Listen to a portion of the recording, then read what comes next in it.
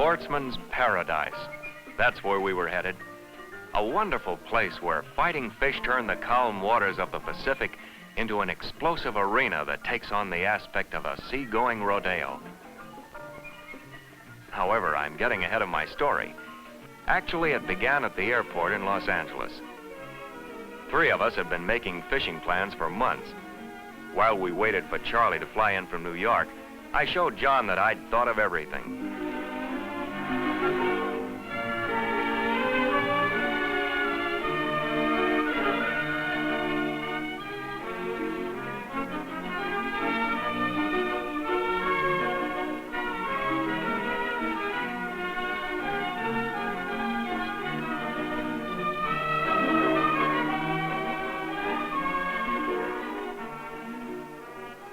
Charlie was just as excited as we were.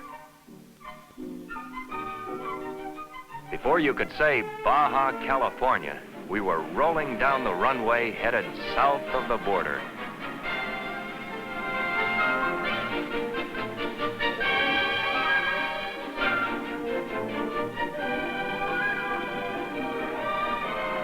The wintry snow-capped peaks of California were left behind, and we were soon cruising down the Mexican coast towards our Baja Holiday.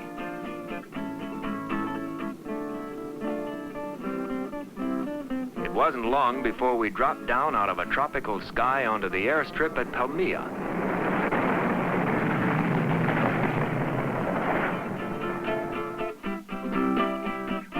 This is an isolated and beautiful resort at the southern tip of Baja, California, where nature extends its welcome to the visiting sportsman.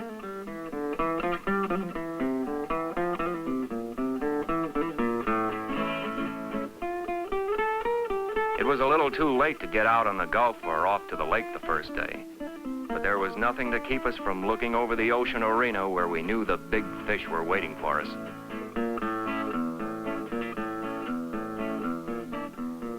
That night, we checked our gear and got everything ready for the battle we hoped would be ahead.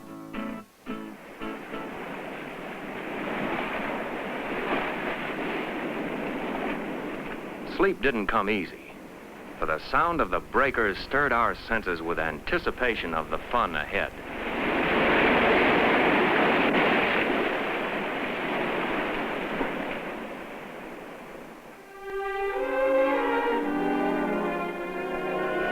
The next morning, the sun came up with the promise of a beautiful day. We got through breakfast like kids on Christmas morning and headed for the boats.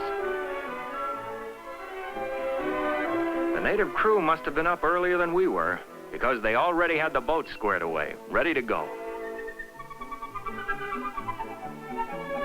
It was a Chamber of Commerce sort of day. Weather, perfect.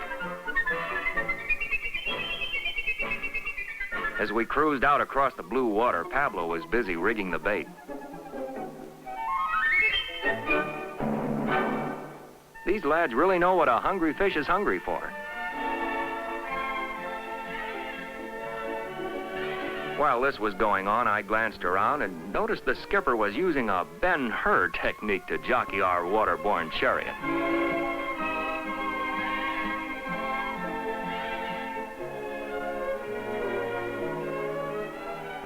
Suddenly, we saw a dark fin sliding through the water, cutting the surface like a greased knife. Then he was on the bait. A solid strike. Right away, I found I was hooked up with a champ.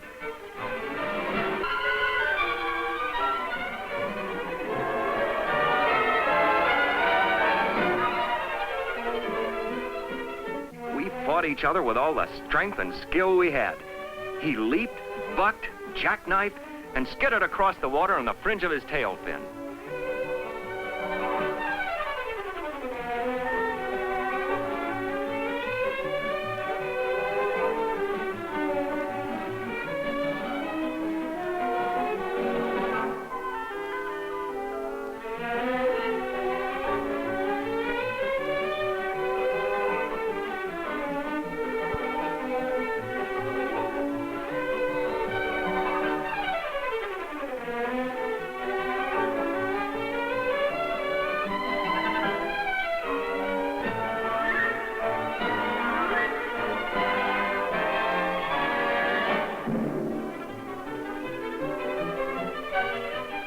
easy to understand why the marlin is known as the acrobat of the sea. It gets its name from its bill or sword that resembles a seaman's marlin spike. So it's called a marlin or spike fish.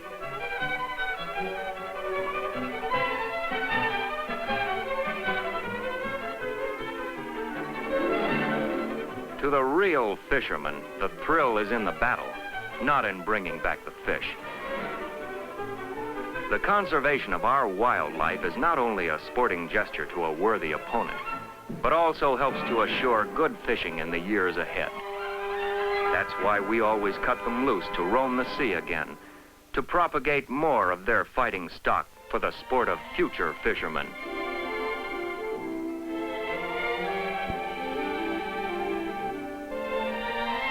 By now, the tropical sun was getting a little warm, so we put on some protection while Pablo fixed the bait for the next battle.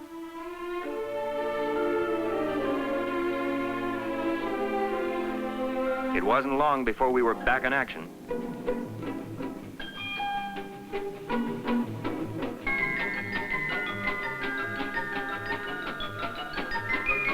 It was a battle royal as John and the big fish fought at opposite ends of the line. Hooking into a marlin is like tangling with a small hurricane. It's one of the toughest and most thrilling fishing experiences for the big game angler.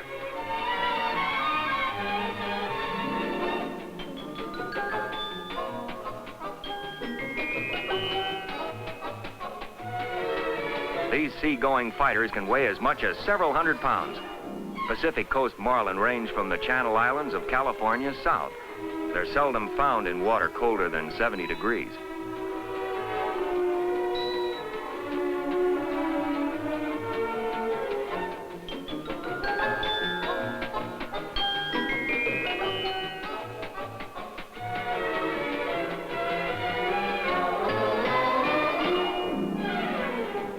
A nearsighted seagull drifted down for a quick snack and almost wound up with a stiletto through its gizzard.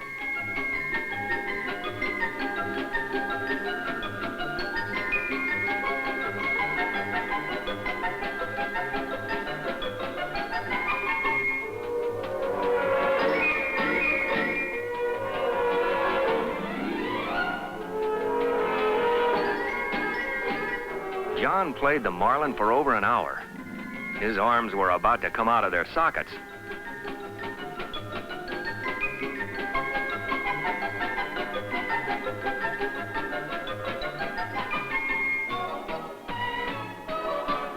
John was so tired he was glad to see that one swim away.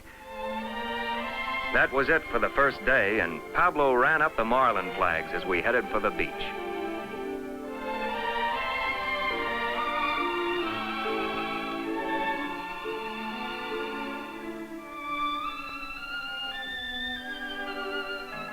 After cleaning up, we relaxed in the garden and tried to get the kinks out of our muscles while listening to the Latin rhythms of the Palmilla Philharmonic.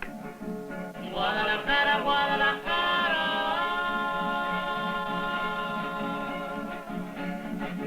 Guadalajara, Guadalajara. Tienes el alma de provinciana, hueles a limpia rosa temprana. A bellezara fresca del río, son mil palomas tu caserío. Guadalajara, Guadalajara, sabes a pura tierra mojada.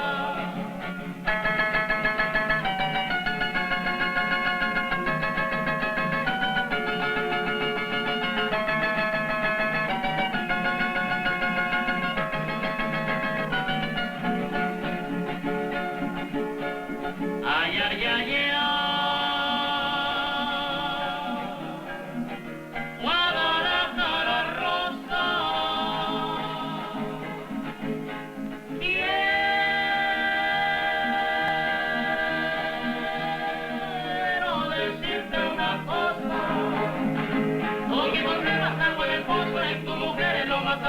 Guadalajara, Guadalajara, tienes el alma más mexicana.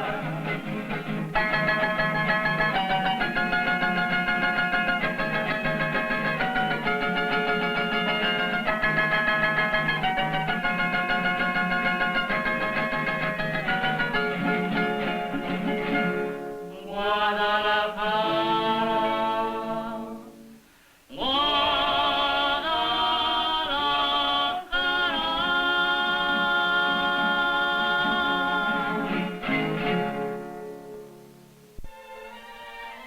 following day, we flipped a coin to decide what we'd do.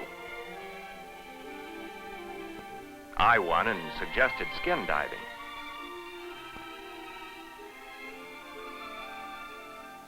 John and I backed into the water that was warm and clear as crystal.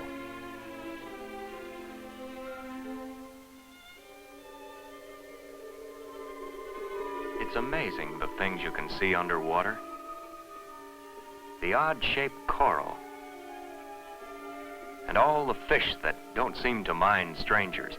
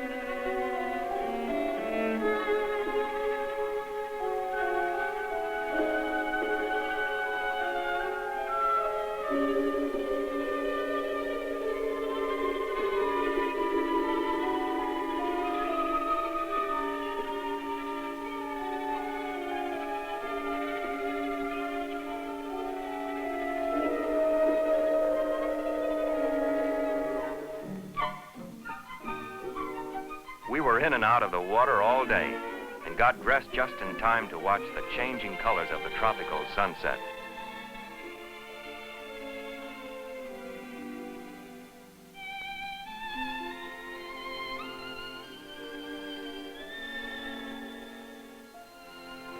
While we were admiring the setting sun, the cooks were working another miracle in the kitchen.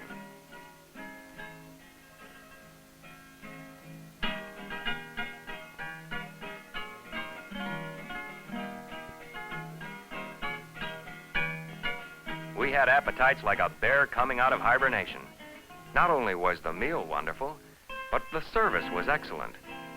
And of course, there was music by our strolling troubadours, the Palmilla Philharmonic, who filled the room with songs of old Mexico.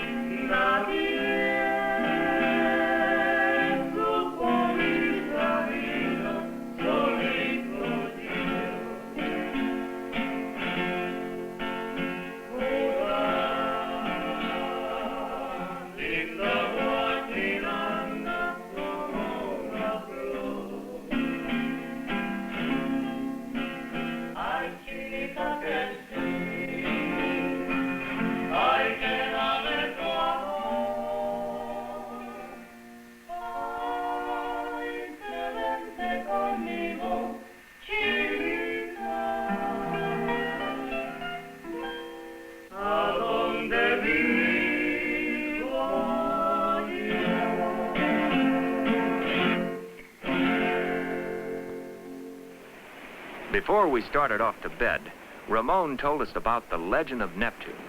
If you're looking for luck, the thing to do is pay your respects to Neptune before you invade his kingdom. The tradition is to stand beside the statue of Neptune and toss a silver peso as far as you can. If it clears the sand and lands in the water, you'll have good luck with tomorrow's fishing. Well, John missed. So did Charlie. It was up to me to save the day. I carefully checked the breeze to correct for wind drift.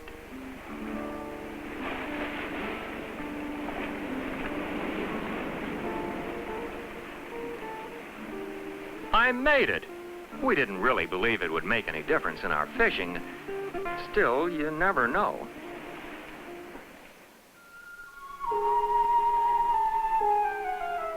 The early morning sun rose out of a quiet sea and promised another beautiful day. We wanted an early start to try our luck on smaller fish close to the shore, but there was no frantic rush for the breakfast we offered.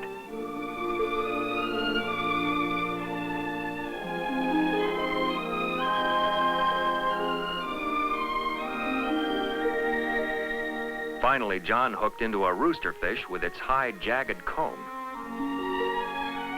Rough looking, but good eating. A little later, a Sierra Mackerel rose to the bait. This action wasn't very exciting after those Marlin. So we pulled in our light tackle and tally-hoed for the big challenge in the deep waters. The skipper had a real pedestrian approach to the art of navigation.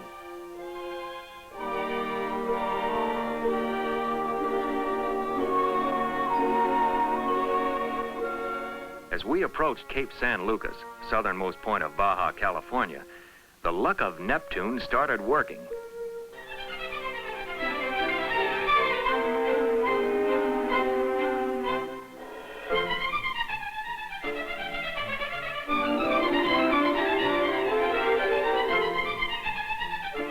For more than an hour, the Marlin exploded over the saltwater, bucking, sunfishing, sounding and leaping. And it sure wasn't any rest cure on the other end of the line.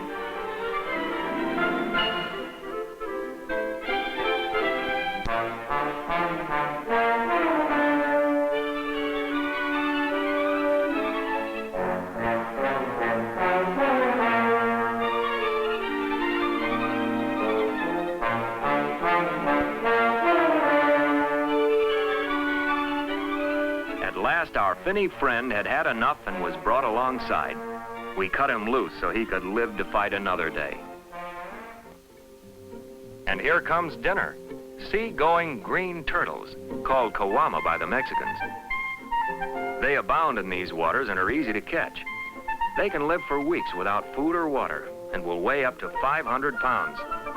That's how Columbus solved the fresh meat problem for his crew. The turtle steaks we had that night proved that Columbus was as capable a gourmet as he was an explorer.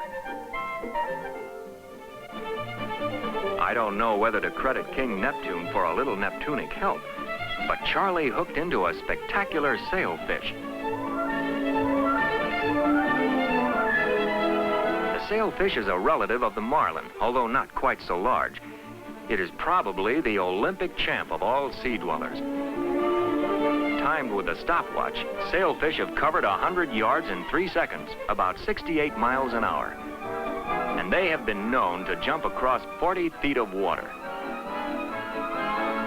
Nobody seems to know exactly what the function of the sail is, although when the fish is basking near the surface of the water, it keeps the sail stretched out as though to absorb the sun's rays or to serve as kind of a radar or sense organ.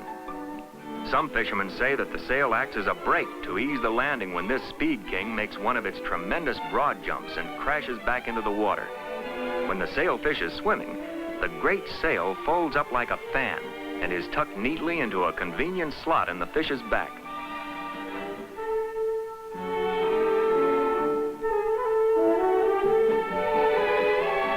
This is one of the most picturesque of all fish and a prize trophy for any fisherman. The Mexicans call it aguja volador, the flying needle.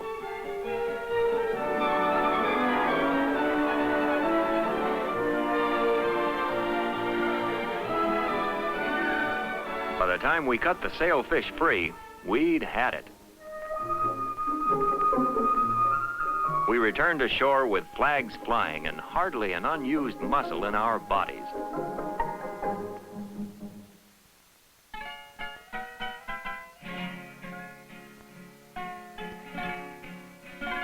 After dinner, the musicians filled the night with more Latin melodies.